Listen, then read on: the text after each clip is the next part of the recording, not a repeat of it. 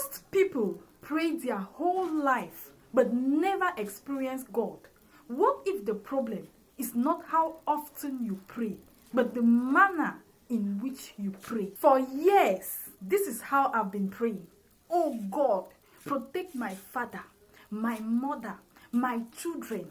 If I've gone too far, I'll say protect my neighbors. Praying like this is not bad, but it is not an effective way of praying. If it was effective, like 80% of people's prayers that they have been praying for years would have already been answered. So one day, I listened to a message on prayer where I learned that there is a more effective way of praying, where you feel God's presence, God's anointing, and God even go ahead to answer your needs without you asking. I understood that prayer is more of having a personal relationship with Jesus, not asking for need. Since then, I prayed a prayer of personal relationship where I close my eyes, I see Jesus. I tell him how good he is to me, how I love him. I continue loving on him. And then I'll continue in tongues. I'll speak in tongues even for 30 minutes or an hour while fixing my eyes on Jesus.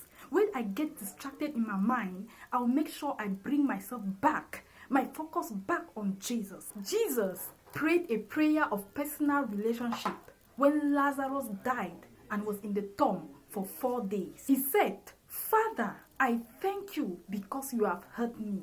That is a prayer of personal relationship. Jesus did not pray a prayer asking for need like, Lord, Lazarus has been dead for 4 days now. Please come and help me raise him up. No. Jesus knew the relationship he had with his Father. That's why he said, Father, I thank you that you have heard me. And when he said it, God already knew the need he had in his heart. So he went ahead and met the need without him asking for it. When you make it a habit of always praying a prayer of personal relationship, you will not need to ask for a need because God already knows what you need. He will just go ahead and meet it. If you pray this way, you will experience God